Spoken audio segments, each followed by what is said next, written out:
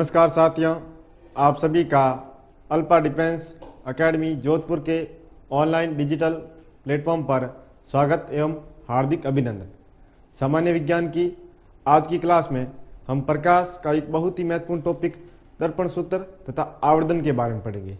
दर्पण सूत्र क्या होता है और आवर्धन क्या होता है, इसके बारे में पढ़ेंगे। तो चलिए पहले हम लेते हैं दर्पण सूत्र।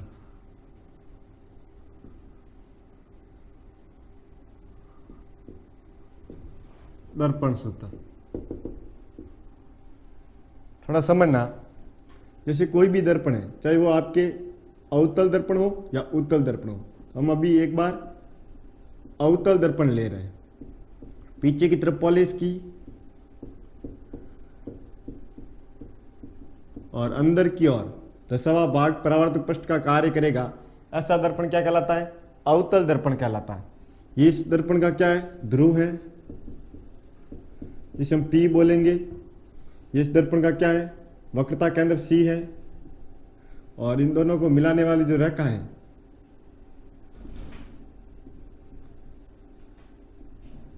वो क्या कहलाएगी? मुख्य अक्ष कहलाएगी। ये जो लाइन है वो क्या कहलाएगी भाई? मुख्य अक्ष कहलाएगी।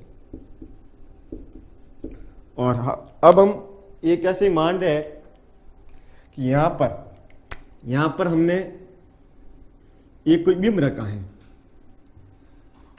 और इस बिंब का जो प्रतिबिंब है ये हमारा फोकस बिंदु F है, C व F के मध्य बन रहा है। ये हमने बिंब रखा है और यहां पर इसका क्या बन रहा है? प्रतिबिंब बन रहा है।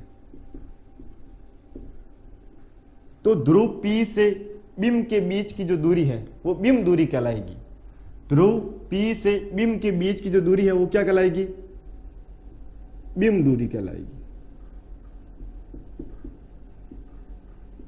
और इसे हम U से प्रदर्शित करते हैं। तो अब आपको पता चल गया होगा कि बिंब दूरी क्या होता है। बिंब तथा ध्रुव P के बीच की दूरी बिंब दूरी कहलाती है, और इसे हम U से प्रदर्शित करते हैं। और ये जो प्रतिबिंब है, प्रतिबिंब तथा ध्रुव P के बीच की ये जो दूरी है वो क्या कहलाएगी? प्रतिबिंब दूरी कहलाएगी। क्या कहलाएगी भाई? प्रतिबिंब दूरी कहलाएगी। और इसे हम V से प्रदर्शित करते हैं।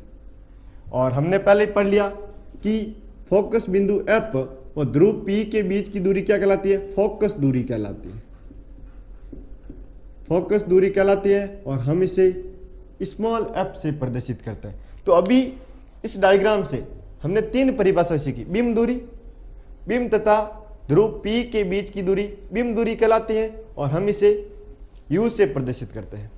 फिर हमने पढ़ा कि प्रतिबिंब दूरी, प्रतिबिंब तथा ध्रुव P के बीच की दूरी प्रतिबिंब दूरी कहलाती है, और हम इसे V से प्रदर्शित करते हैं। और फोकस दूरी हमने पहले ही पढ़ लिया कि फोकस बिंदु F तथा ध्रुव P के बीच की जो दूरी है वो आपके फोकस दूरी कहलाती है, और हम इसे स्मॉल f से प्रदर्शित करते हैं। अभी जो आपका दर्पण सूत्र है वो क्या करता है? ये जो आपकी बिंब दूरी U है, ये आपके प्रतिबिंब दूरी V है, और ये जो आपके फोकस दूरी स्मॉल f है, इसमें क्या बताएगा? संबंध बताएगा। इन तीनों में क्या बताएगा भाई? संबंध बताएगा। तो जो दर्पण सूत्र है वो क्या करता है?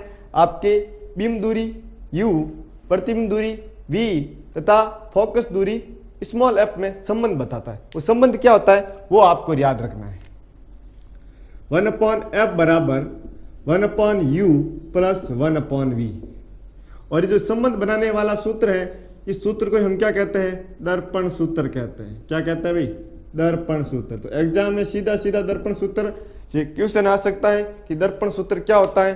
तो आपको याद रखना है कि 1/f बराबर 1/u प्लस 1/v। और दर्पण सूत्र आपके U, V व F में संबंध बताता है। तो यहां पर हम लिख सकते हैं कि जहां स्मॉल f क्या है? फोकस दूरी है, जिसे हम स्मॉल f से प्रदर्शित करेंगे। U क्या है? बिंब दूरी है, जिसे हम U से प्रदर्शित करते हैं। और V क्या है? प्रतिबिंब दूरी है। तो आपको ये ध्यान रखना है, एक तो दर्पण सूत्र क्या होता है, और ये दर्पण सूत्र किस किस के मध्य संबंध बता रहा है। बिंब दूरी, प्रतिबिंब दूरी और फोकस दूरी में संबंध बताता है। बाकी जो इससे न्यूमेरिकल क्वेश्चन आते हैं उनके लिए हमें चिन्ह परिपाटी पढ़ना आवश्यक हो जाता है। ये एक बार इसको देखो, ये बात समझ में आ गई क्या?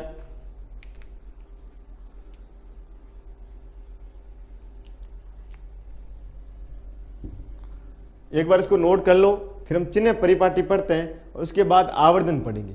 उसके बाद हम जो एग्जाम में मोस्टली क्वेश्चन पूछा जाता है कि अवतल दर्पण की फोकस दूरी धनात्मक होती है, ऋणात्मक होती है, उत्तल दर्पण की कैसी होती है, समतल दर्पण की कैसी होती है। ये जो तीन महत्वपूर्ण क्वेश्चन बनते हैं अवतल दर्पण, उत्तल दर्पण और समतल दर्पण से जो फोकस दूरियों से क्वेश्चन बनते हैं, बहुत ही महत्वपूर्ण प्रश्न है और उनका उत्तर जानने के लिए हमें चिन्ह परिपाटी पढ़ना पड़ेगा। तो एक बार हम चिन्ह परिपाटी पढ़ते हैं, उसके बाद हम थोड़ा आगे बढ़ेंगे।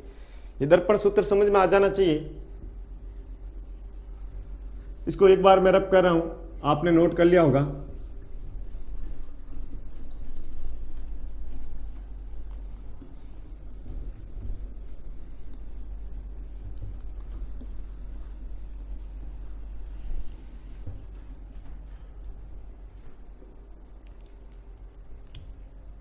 देखना चिन्ह परिपाटी, चिन्ह परिपाटी, इसको अच्छी तरह समझना। इसके लिए हम कोई भी दर्पण ले सकते हैं, लेकिन अभी मैं जो दर्पण ले रहा हूं वो कौन सा है? अवतल दर्पण है। पीछे की तरफ पॉलिश की और अंदर की ओर 10वां भाग परावर्तक पृष्ठ का कार्य करेगा। अंदर की ओर 10वां भाग परावर्तक पृष्ठ का कार्य करेगा। ऐसा कौन सा? अवतल दर्पण कहलाएगा। ऐसा दर्पण कौन सा भाई? अवतल दर्पण कहलाएगा। ये इस दर्पण का ध्रुव P है, ध्रुव P है। इस दर्पण का वक्रता केंद्र C है और इन दोनों को मिलाने वाली रेखा क्या कहलाएगी भाई?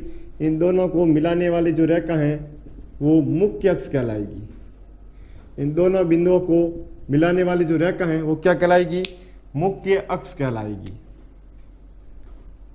और इन दोनों के ठीक बीच में क्या होगा? इस दर्पण का फोकस बिंदु F होगा। ये बात समझ में आ गई क्या यहां तक? अब थोड़ा समझना, चिन्ह परिपाटी समझ रहे हैं। पहला बिंदु क्या है? प्रकाश हमेशा लेफ्ट से राइट की ओर, प्रकाश हमेशा लेफ्ट से राइट मतलब बाई ओर से दाई ओर आपतित होगा। प्रकाश हमेशा इस आपके लेफ्ट से राइट और बाई ओर से दाई ओर आपतित होगा और बिंब को हमेशा आपके दर्पण के बाई ओर रखा जाएगा। बिंब को हमेशा दर्पण के बाई ओर रखा जाता है। जिस ओर परावर्तक पृष्ठ होता है उसी ओर बिंब को वस्तु को रखा जाता है और प्रकाश हमेशा आपके लेफ्ट से राइट, बाई से दाई ओर आपतित होगा। पहला पॉइंट समझ में आ गया, एक नंबर पॉइंट। दूसरा पॉइंट समझना कि सभी दूरियां आपके ध्रुव P से मापी जाएगी। सभी दूरियां ध्रुव P से मापी जाती हैं। ध्रुव P के राइट और की मतलब ध्रुव P के दाई ओर की सभी दूरियां क्या होती हैं? धनात्मक होती हैं। और ध्रुव P के बाई ओर मतलब लेफ्ट, ध्रुव P के बाई ओर मतलब लेफ्ट की सभी दूरियां क्या होगी? ऋणात्मक होगी। या आप ऐसे भी बोल सकते हैं कि प्रकाश की दिशा में प्रकाश ऐसे जा रहा है और हम भी प्रकाश की दिशा में चले तो जो दूरियां होगी वो धनात्मक होगी, और प्रकाश ऐसे जा रहा है और हम प्रकाश के विपरीत दिशा में चल रहे हैं तो दूरियां क्या होगी? ऋणात्मक होगी। दूसरा पॉइंट ये बहुत ही महत्वपूर्ण पॉइंट है, इस बात को समझ लेना। ये पूरे के पूरे दर्पण में और लेंस में आपके काम आएगा। पहला तो ये समझना है जितनी भी दूरियां हैं सब किससे मापी जाएगी? ध्रुव P से मापी जाएगी। यदि आप फोकस दूरी माप रहे हो तो ऐसे मापोगे, यदि आप वक्रता त्रिज्या माप रहे हो तो ऐसे मापोगे। यहाँ पर बिंब रखा है तो बिंब दूरी ऐसे मापोगे, यहाँ पर प्रतिबिंब बन रहा है तो प्रतिबिंब दूरी भी ऐसे मापोगे। सभी दूरियां ध्रुव P से मापी जाती है और ध्रुव P के जो राइट की सभी दूरियां हैं वो धनात्मक। या हम ऐसे बोले कि प्रकाश की दिशा में प्रकाश भी ऐसे चल रहा है और हम ऐसे चले तो प्रकाश की दिशा में सभी दूरियां धनात्मक और प्रकाश के विपरीत दिशा में सभी दूरियां ऋणात्मक होती है। ये बात समझ में आ गई? चलिए, बहुत अच्छी बात है। अगला पॉइंट क्या है? मुख्य अक्ष के ऊपर की दूरियां, मुख्य अक्ष के ऊपर की दूरियां क्या होती है, धनात्मक, और मुख्य अक्ष के नीचे की जो दूरी है वो क्या होगी, ऋणात्मक होगी। इस बात को समझना है कि जो मुख्य अक्ष है, मुख्य अक्ष के ऊपर की सभी दूरियां धनात्मक और मुख्य अक्ष के सभी नीचे की सभी दूरियां ऋणात्मक। इसका मतलब क्या, यदि प्रतिबिंब सीधा बना, यदि प्रतिबिंब सीधा बना, मुख्य अक्ष के ऊपर बना, तो जो उसकी ऊंचाई है हम धनात्मक लेंगे। और यदि प्रतिबिंब उल्टा बना, यदि प्रतिबिंब उल्टा बना, तो मुख्य अक्ष के नीचे की दूरियां कैसे लेंगे, ऋणात्मक लेंगे। ये बात समझ में आ गई ना। तो ये जो छोटा सा चिन्ह परिपाटी थी, और ये चिन्ह परिपाटी जो एग्जाम में क्वेश्चन पूछे जाते हैं कि अवतल दर्पण की फोकस दूरी कैसी होगी, उत्तल दर्पण की फोकस दूरी कैसी होगी, समतल दर्पण की फोकस दूरी क्या होगी, 4 ऑप्शन मिलते हैं, धनात्मक, ऋणात्मक, शून्य और अनंत। ये 3 क्वेश्चन, और उन 3 क्वेश्चनों को समझने में ये चिन्ह परिपाटी हमारी सहायता करेगी। और बाकी जो आपके रेलवे के एग्जाम होते हैं या एसएससी के एग्जाम होते हैं, उनमें दर्पण से संबंधित जितने नंबरिकल क्वेश्चन आते हैं, उन नंबरिकल क्वेश्चनों को करने के लिए ये चिन्ह परिपाटी हमें समझ में आना चाहिए। तो चिन्ह परिपाटी समझ में आ गया क्या, कि प्रकाश हमेशा लेफ्ट से राइट और, प्रकाश हमेशा इस लेफ्ट से राइट और चलेगा। सभी दूरियां ध्रुव P से मापी जाएगी। ध्रुव P के जो राइट की दूरियां धनात्मक, ध्रुव P के लेफ्ट की दूरियां ऋणात्मक, मुख्य अक्ष के ऊपर की दूरियां धनात्मक और मुख्य अक्ष के नीचे की दूरियां ऋणात्मक होती। इतना सा ही है। तो चिन्ह परिपाटी एक बार देख लो, और जो मैंने बोला वो नोट कर लेना। अब देखते हैं जो क्वेश्चन पूछे जाते हैं उनका सॉल्यूशन करते हैं। पहला हम अवतल दर्पण की बात कर रहे हैं, अवतल दर्पण, और यहां पर हम बात करेंगे उत्तल दर्पण की।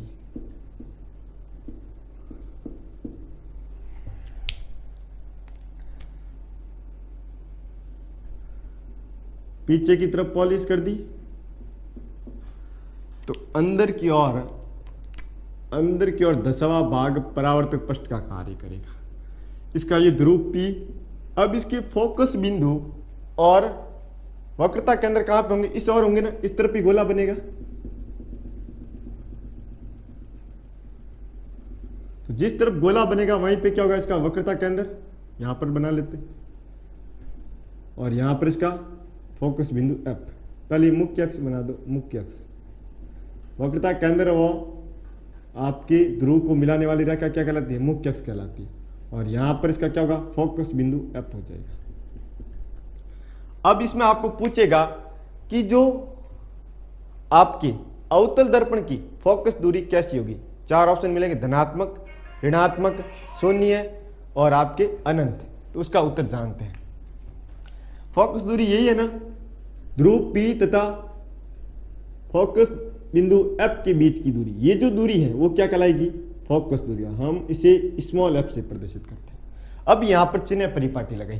प्रकाश हमेशा लेफ्ट से राइट और आपतित होगा, और सभी दूरियां ध्रुव P से मापी जाएगी, और हमें इसकी फोकस दूरी मापी तो हम क्या करेंगे, ध्रुव P से इस तरफ चलेंगे, ध्रुव P से इस तरफ चलेंगे, और प्रकाश किस तरफ जा रहा है, इस तरफ। तो प्रकाश के विपरीत दिशा में जा रहा है, इस कारण ये कैसा आएगा, ये ऋणात्मक आएगा।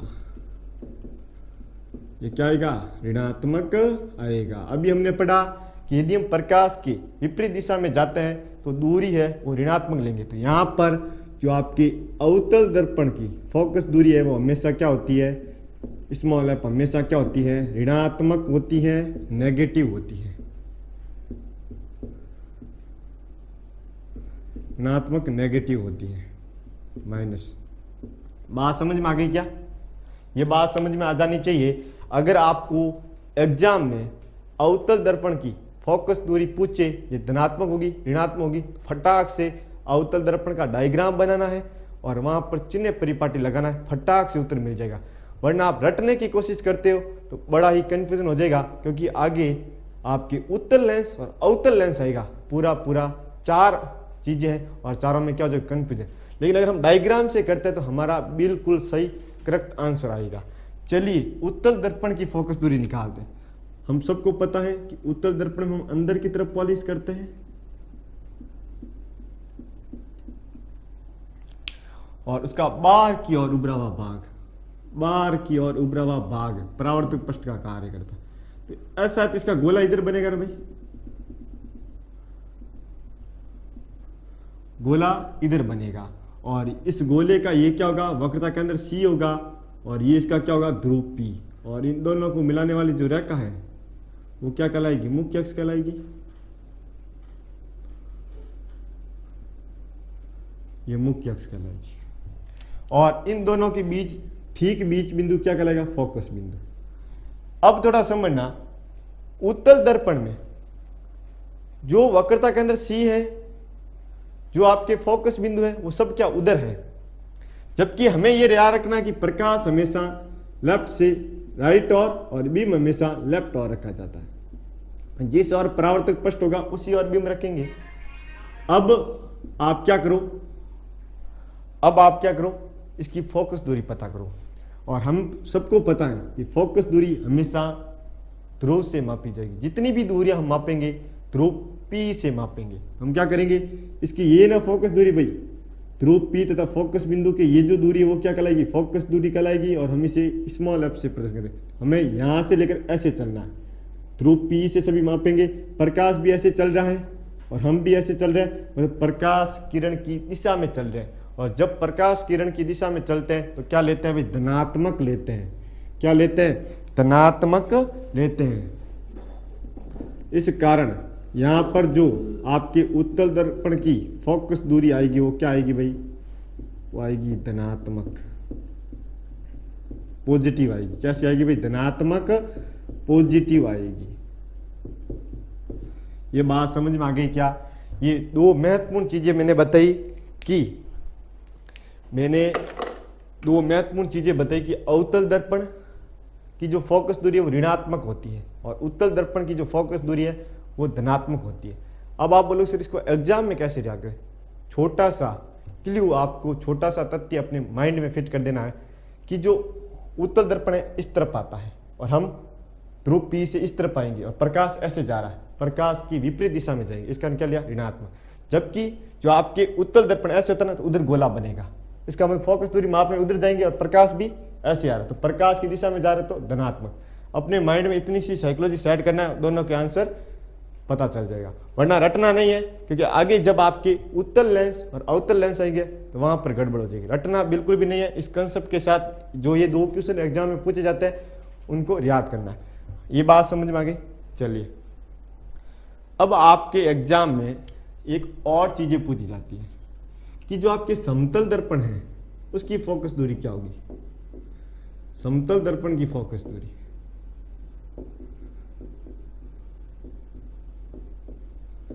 तो थोड़ा समझना। वैसे तो हम आगे लेंस की शक्ति या क्षमता पढ़ेंगे, जिसे हम पावर ऑफ लेंस कहते हैं। वो क्या है कि किसी भी लेंस द्वारा प्रकाश किरणों को अभिसारित या अपसारित करने की क्षमता, या कोई भी लेंस प्रकाश किरणों को कितना सिकुड़ता है या कितना फैलाता है, उसको जो करने की क्षमता होती है, फैलाने की या सिकुड़ने की, उस क्षमता को हम कहते हैं लेंस की क्षमता। जिस प्रकार लेंस की क्षमता होती है उसी प्रकार दर्पण की भी क्षमता होती है। जब हमने अवतल दर्पण और उत्तल दर्पण पढ़ा, इसमें पढ़ा कि अवतल दर्पण प्रकाश किरणों को एक बिंदु पर केंद्रित करता है, जबकि उत्तल दर्पण प्रकाश किरणों को फैलाता है। अर्थात हम कह सकते हैं कि किसी दर्पण द्वारा प्रकाश किरणों को अभिसारित या अपसारित करने की क्षमता दर्पण की क्षमता कहलाती है। और ये जो दर्पण की जो क्षमता है वो फोकस दूरी के क्या होता है, व्युत्क्रमानुपाती। आगे जब हम लेंस की क्षमता एक टॉपिक पढ़ेंगे, बहुत अच्छा टॉपिक है।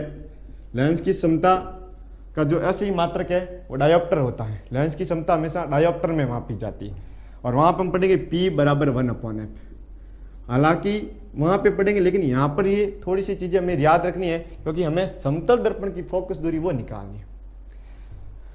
अवतल दर्पण प्रकाश किरणों को अभिसारित करता है, एक बिंदु पर केंद्रित करता है, जबकि उत्तल दर्पण प्रकाश किरणों को फैलाता है। जबकि जो हमारा समतल दर्पण है ये ना ही तो प्रकाश किरणों को फैलाता है और ना ही अभिसारित करता है। इसका मतलब इसकी क्षमता क्या है, 0 है। इसकी क्षमता क्या भाई, 0 है। बात समझ में आ रही है क्या। क्षमता का मतलब कोई भी दर्पण प्रकाश किरणों को कितना केंद्रित करेगा, कितना सिकुड़ेगा और कितना फैलाएगा। लेकिन ये जो समतल दर्पण है ना ही तो प्रकाश किरणों को फैलाता है और ना ही केंद्रित करता है। इसका मतलब इसकी समता क्या है, 0। और समता किसके बराबर होती है, फोकस दूरी के बराबर होती है कि नहीं होती। अगर ये 0 आ रहा है इसका मतलब इसका मान कितना हुआ होगा तब ये 0 आया होगा। और भाई बात समझ में आ रही है क्या? चलिए P बराबर 1/f, तो F बराबर क्या होगा 1/P। और P समता कितनी आ गई 0, और 1 में 0 का भाग देंगे क्या आएगा अनंत। तो फोकस दूरी क्या आ गई भाई, अनंत आ गई। फोकस दूरी क्या आएगी, अनंत आएगी। कितनी आएगी भाई, अनंत। तो हम कहते हैं कि समतल दर्पण की फोकस दूरी क्या होगी, अनंत होगी। अब पूछे कि समतल दर्पण की वक्रता त्रिज्या कितनी होगी भाई, तो आप बोलोगे कि फोकस दूरी अनंत हो गई तो वक्रता त्रिज्या भी अनंत ही होगी, क्योंकि F के बाद क्या था, C। भाई C तो F के बाद आता ना, तो वक्रता त्रिज्या भी क्या होगी, अनंत होगी। ये पॉइंट समझ में आया क्या, जो मैंने बताया आपको कि समतल दर्पण की फोकस दूरी क्या होता है, अनंत होता है। क्यों होता है, क्योंकि समतल दर्पण ना ही तो प्रकाश किरणों को अभिसारित करता हो, ना ही अपसारित करता, ना ही केंद्रित करता, ना ही फैलाता। इस कारण उसकी समता है वो क्या है, शून्य। और समता और आपकी फोकस दूरी में क्या संबंध होता है, समता बराबर 1 फोकस दूरी। जब हम लेंस की समता पढ़ेंगे वहां पर अच्छी तरह पढ़ेंगे। तो इसको हमने उल्टा कर दिया, P बराबर 1/f, इसको उल्टा कर दिया F बराबर 1/P। समता 0 हुआ तो ये कितना होगा, अनंत। अब फोकस दूरी अनंत है तो वक्रता त्रिज्या कितनी होगी, तो वो तो अनंत ही होगी ना भाई, क्योंकि उसके F के बाद क्या आ रहा, C। फोकस दूरी है वो आपके वक्रता त्रिज्या तो कम ही होगी, इस कारण वो क्या होगा, उससे भी अनंत ही होगा। ठीक है, ये दो बहुत ही महत्व की। तो हमने जो 3 चीजें पढ़ी है, एग्जाम में बार बार पूछी गई है, ये वाली, एक ये वाली और एक ये वाली।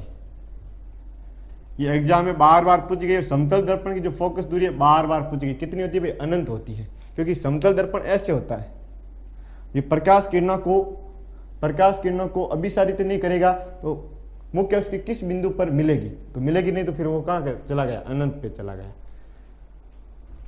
एक बार इसको नोट कर लो, फिर हम थोड़ा आवर्धन पढ़ते हैं। आवर्धन क्या होता है,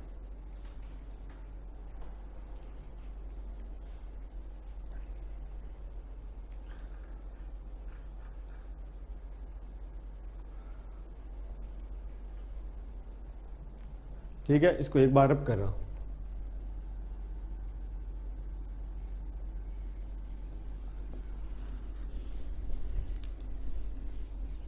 ये भी फोकस दूरी वाला सिस्टम समझ में आ जाना चाहिए, यहाँ से क्वेश्चन बनता है एग्जाम में। और इस सब सिस्टम को समझने के लिए हमने चिन्ह परिपाटी पढ़ा, जो पढ़ना आवश्यक था, वरना रटना पड़ेगा। अगर ये चिन्ह परिपाटी समझते हैं तो रटना नहीं पड़ेगा।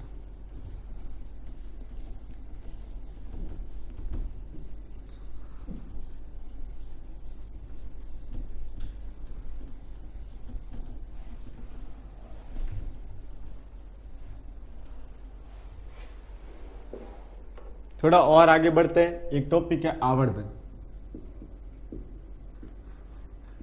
आवर्धन क्या होता है, हमने पढ़ा कि दर्पण 2 प्रकार के होते हैं, समतल दर्पण और गोलीय दर्पण। और गोलीय दर्पण पुनः 2 प्रकार का होता है, अवतल दर्पण और उत्तल दर्पण। समतल दर्पण है वो हमेशा बिंब के समान आकार का प्रतिबिंब बनाता है, जितना बिंब होगा उतने ही समान आकार का क्या बनेगा, प्रतिबिंब। तो जो समतल दर्पण है, समतल दर्पण वो क्या बनाता है, समान बनाता है। और जो आपके गोलीय दर्पण है, जो 2 प्रकार के होते हैं, एक तो आपके अवतल और दूसरा उत्तल। अवतल जो प्रतिबिंब बनाता है वो छोटा भी बना सकता है, बराबर भी बना सकता है और बड़ा भी बना सकता है, जबकि उत्तल हमेशा क्या बनाता है, छोटा। जब हमने दर्पणों से प्रतिबिंब निर्माण को समझा तब ये बातें हमने पढ़ी थी। अब थोड़ा ध्यान रखना कि हमने बिंब तो 5 मीटर का लिया, इसने 5 मीटर का, जैसे बिंब की जो ऊंचाई है वो 5 मीटर ली, आपके समतल दर्पण ने 5 मीटर प्रतिबिंब बनाया, लेकिन इसने 5 से कम बना दिया, 3 मीटर का बना दिया, या 5 के बराबर बना दिया, या 5 से बड़ा बना दिया, ऐसे हो ना। तो हमने बिंब को तो 5 मीटर लिया, और जो दर्पण है वो कभी छोटा बना रहा है, कभी बराबर और फिर कभी बड़ा। तो दर्पण द्वारा बीम के आकार को आवर्धित, चाहे छोटा या बड़ा करने की जो क्षमता है वो क्या कहलाती है? आवर्धन कहलाती है। बात समझ में आ रही है कि कोई भी दर्पण है वो बीम के आकार को या तो छोटा कर रहा है या बड़ा कर रहा है।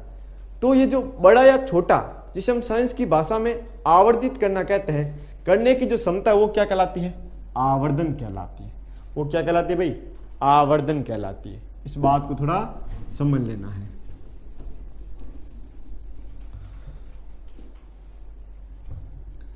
दर्पण द्वारा बीम के या प्रतिबिंब, ऐसे लिख दो, दर्पण द्वारा प्रतिबिंब के आकार को आपके आवर्धित, आवर्धित मतलब छोटा या बड़ा करने की क्षमता, करने की क्षमता क्या कहलाती है? आवर्धन कहलाती है। ऐसे करो, आप प्रतिबिंब की जगह वस्तु लिख दो। जो भी हमने वस्तु ली, उस वस्तु का जो प्रतिबिंब बनेगा वो कभी छोटा बनेगा, कभी बड़ा बनेगा। ये जो करने की क्षमता वो क्या कहलाती है? आवर्धन कहलाती है। और आवर्धन को हम स्मॉल m से प्रदर्शित करते हैं। इस बात को थोड़ा समझना। अब देखिए, इसका जो फॉर्मूला है वो क्या होता है? आवर्धन बराबर प्रतिबिंब की ऊंचाई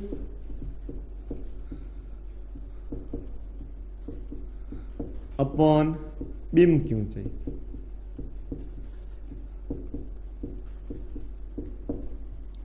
आवर्धन को m से, प्रतिबिंब की ऊंचाई को h डैश से और बिंब की ऊंचाई को h से लिखते हैं। एक डायग्राम बना देते हैं। अवतल दर्पण है, इसका ध्रुव P है, इसका वक्रता केंद्र C है। ये दोनों को मिलाने वाली जो रेखा है वो क्या कहलाएगी? मुख्य अक्ष कहलाएगी। और इसका फोकस बिंदु F है। यहाँ पर हमने बीम रखा, इसकी ऊंचाई h थी, इसने यहाँ पर प्रतिबिंब बनाया, उसकी जो प्रतिबिंब ऊंचाई h डैश थी। ये वाली दूरी आपकी बीम दूरी u कहलाएगा और ये वाली दूरी प्रतिबिंब दूरी v कहलाएगा। यही होगा ना? डायग्राम समझ में आ गया? हाँ। तो ये जो आवर्धन है वो आपके प्रतिबिंब की ऊंचाई अपॉन बीम की ऊंचाई के जो अनुपात है उसके बराबर होता है। और ये तो जो हमारा फॉर्मूला आवर्धन का वो किस में आया? आपके प्रतिबिंब जो ऊंचाई, जो बिंब है और प्रतिबिंब की ऊंचाइयों के संबंध में आया। अगर हम इसका फॉर्मूला v और u में देखें तो क्या आएगा? Minus v upon u। तो ये जो प्रतिबिंब का पूरा फॉर्मूला होता है m बराबर h डैश अपॉन h बराबर minus v upon u। v क्या है? प्रतिबिंब दूरी। u क्या है? बिंब दूरी। अब आपको पूछे कि सर आवर्धन है वो कैसी राशि है? थोड़ा समझना। ऊपर भी ऊंचाई आ रहा है, नीचे भी ऊंचाई आ रहा है। यदि हम ऊंचाई को मीटर लेते हैं तो मीटर से मीटर कैंसिल होगा। अगर हम ऊंचाई सेंटीमीटर लेते हो तो सेंटीमीटर सेंटीमीटर से कैंसिल हो जाएगा। अर्थात ऊपर नीचे दोनों में ऊंचाई आ रहा है और ऊंचाई के जो भी मात्रक होंगे वो एक दूसरे से कैंसिल होंगे और परिणाम स्वरूप आवर्धन आपके मात्रकहीन एवं विमाहीन राशि होगी। इसका कोई मात्रक नहीं होता है, मात्रकहीन और विमाहीन राशि होती है। ये बात आपको समझ में आ जानी चाहिए। छोटी सी बात, महत्वपूर्ण बात है। पूछा जा सकता है कि आवर्धन कैसी राशि है? तो ये मात्रकहीन राशि है, क्योंकि इसके फॉर्मूले में ऊपर नीचे ऊंचाइयां आ रही हैं जिनके मात्रक समान होंगे और समान मात्रक के कारण ये मात्रकहीन और विमाहीन राशि होगी। बाकी आपको पूछे कि आवर्धन क्या होता है, तो कोई भी दर्पण बीम के जो वस्तु के आकार में कितना परिवर्तन करता है, उसको छोटा कर रहा है या बड़ा कर रहा है, आवर्धित करने की क्षमता क्या कहलाता है? आवर्धन कहलाता है। इसे हम स्मॉल m से प्रकट करते हैं। आवर्धन का फॉर्मूला m बराबर h dash upon h minus v upon u। ये तो ऊंचाइयों के संबंध में सूत्र और ये आपके प्रतिबिंब दूरी तथा बिंब दूरी के संबंध में फॉर्मूला। अब देखिए, आवर्धन आपके धनात्मक और ऋणात्मक दोनों हो सकता है। आवर्धन धनात्मक और ऋणात्मक दोनों होता है। अगर आवर्धन धनात्मक है तो कैसा बनेगा भाई? प्रतिबिंब आभासी एवं सीधा। और यदि प्रतिबिंब ऋणात्मक है तो कैसा बनेगा? वास्तविक एवं उल्टा। वास्तविक एवं उल्टा बनेगा। इस बात को हम ऐसे समझ सकते हैं कि यदि आवर्धन हमारे धनात्मक आता है तो जो प्रतिबिंब है उसका प्रकृति कैसा होगा? आभासी एवं सीधा। और ऋणात्मक आता है तो वास्तविक एवं उल्टा। अब देखिए, एग्जाम में ये पूछा जाता है कि समतल दर्पण का आवर्धन कितना होता है, अवतल दर्पण का आवर्धन कितना होता है और उत्तल दर्पण का आवर्धन कितना होता है, ये बात पूछी जाती है। और इसी बात को समझने के लिए अब हम डिस्कस करेंगे इस बात को थोड़ा समझना कैसे।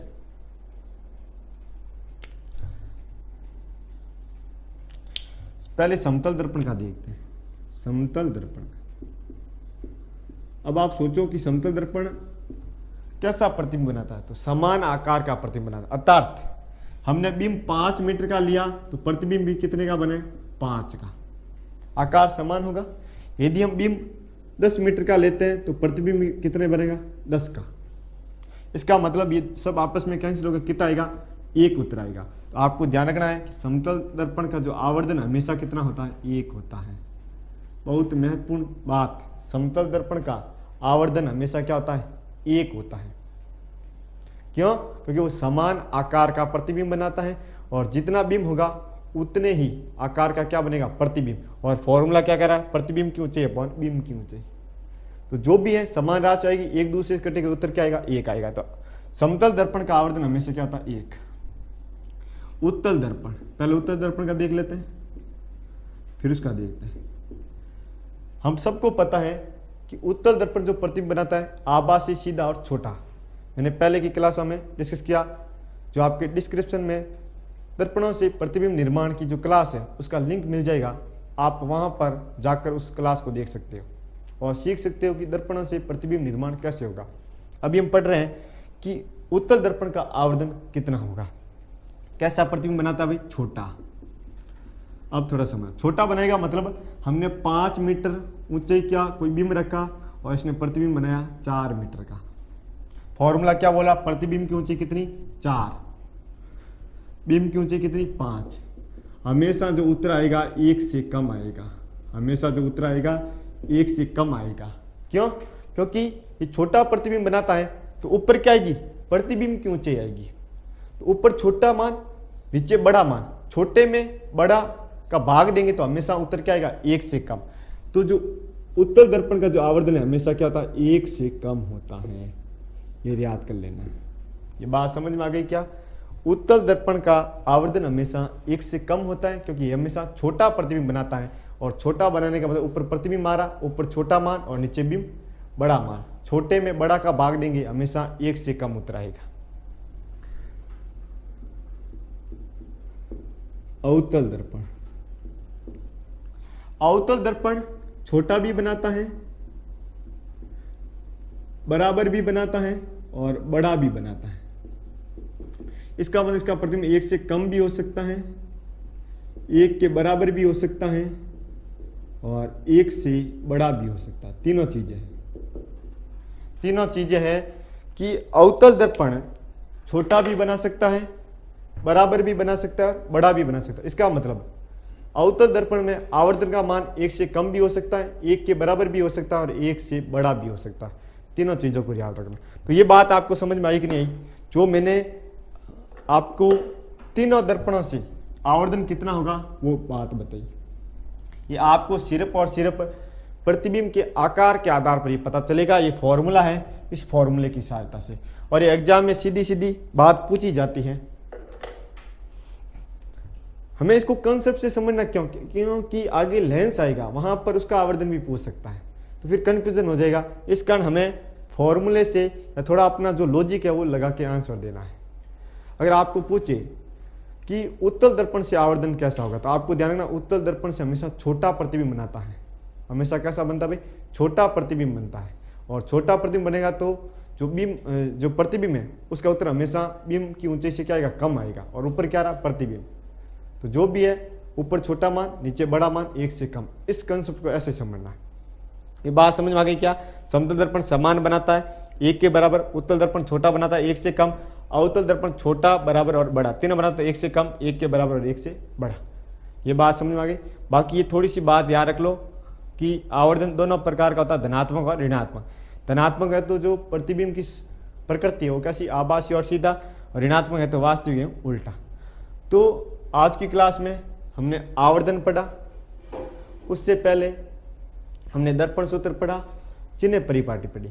आज की क्लास में जो लॉजिक के क्वेश्चन आते हैं, फोकस दूरी क्या होती है, या दर्पण सूत्र से फॉर्मूले से क्वेश्चन आ सकते हैं, या आवर्धन कैसा होता है, समतल दर्पण, उत्तल दर्पण और अवतल दर्पण की फोकस दूरियाँ कैसी होती है, इनका आवर्धन कैसा होती है, बड़े ही लॉजिक के क्वेश्चन है। इन लॉजिकों को हमने समझने का प्रयास किया। अगर आपको सामान्य विज्ञान की क्लास पसंद आ रही है तो कमेंट बॉक्स में कमेंट अवश्य करें, और साथ में अल्फा डिफेंस एकेडमी जितने भी आपको ऑनलाइन प्लेटफॉर्म के माध्यम से जितनी भी क्लासें प्रोवाइड करवा रही हैं, अगर वो आपको पसंद आ रही हैं तो हमारे यूट्यूब चैनल को सब्सक्राइब करें। इस चैनल की लिंक को अधिक से अधिक जितने भी सोशल मीडिया प्लेटफॉर्म हैं, चाहे व्हाट्सएप हो, फेसबुक हो, इंस्टाग्राम हो, उन पर अधिक से अधिक शेयर करें ताकि इसका लाभ प्रत्येक विद्यार्थी तक पहुंच सके। आज की क्लास में इतना ही। जय हिंद, जय भारत।